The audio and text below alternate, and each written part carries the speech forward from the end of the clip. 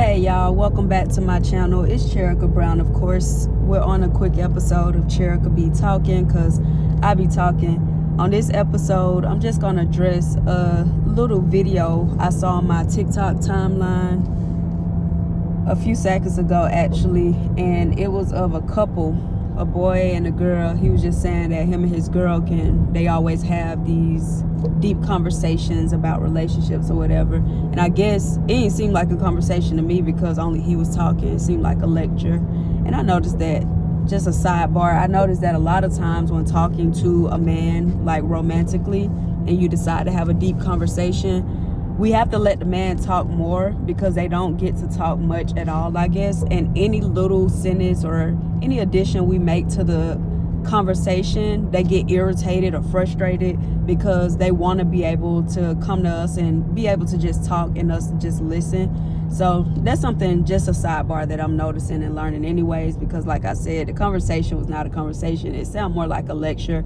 and her just allowing him, like, validating his feelings. But basically, he was saying that women will marry a man solely off "I love him." Like, I love him, I'll marry him. And then he was like, whereas men don't think that love is enough. He said that men tend to view it as, you know, I'm expected as a man to provide certain things for you. So what will you bring for me? Like, as a reflection, like, what will essentially, he didn't say the words that I don't like, what would you bring to the table, but essentially that's what it sounded like to me. And while I was hearing him out, because I can't tell a man how a man thinks, and maybe a lot of men do think like that because men weren't, like, they're not nurturers and nurturers by nature or whatever, so they have to learn to love a woman. They have to learn love where it just comes natural for a woman to just automatically start loving. My issue though with him saying that love is not enough is my issue with everybody that says that. I always tell y'all, I always believe that love will always be enough. And I think people underestimate the power and the essence of what love truly is. I think people have their own definition of love that's not the true definition of love. And those people believe that love is not enough. Love would always be enough. My issue with what he said though mainly was he said men like to think like, what happens when we go through something bad, or we have to see you through that season, we have to see how you'll react, how you'll respond. And I think people that think that deep about, like, marriage and just settling down with one person, I think those people actually fear truly loving. And that's what he don't know about himself. Like, you fear somebody genuinely, honestly loving you and being there for you. Therefore, you try to make excuses as to why you're not quit to just marry someone or be devoted to someone. Because any man with common sense knows that a woman being able to love you so easily, she's gonna do things for you. If you are treating a woman with respect, she's going to automatically do for you. For example, I can say all day, one thing I always say, I'm like, yeah, I like to cook. I enjoy cooking every now and then because I am a picky eater, so I gotta cook.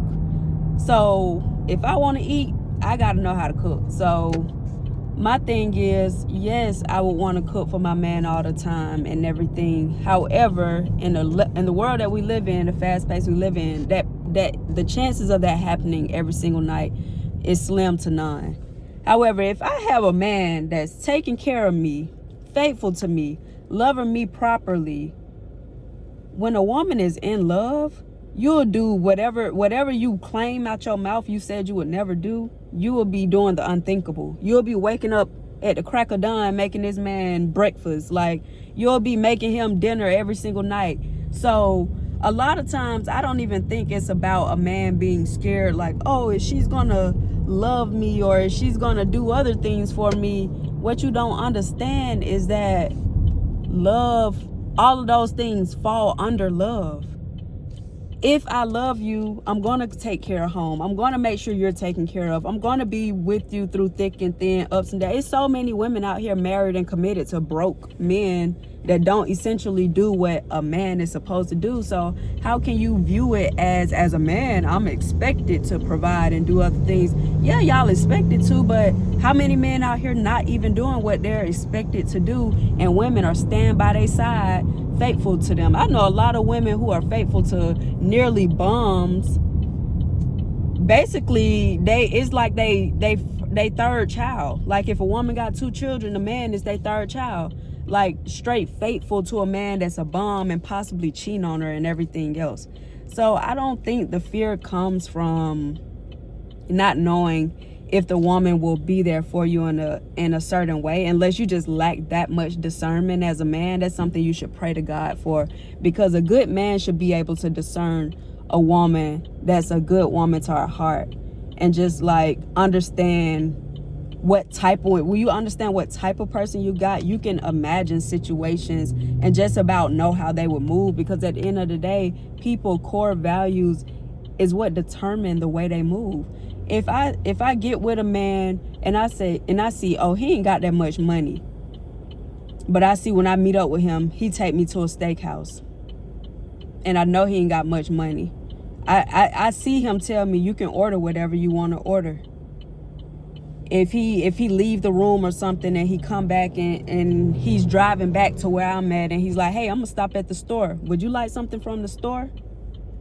Those little things tell me, all right, he's not selfish. He's not self-centered.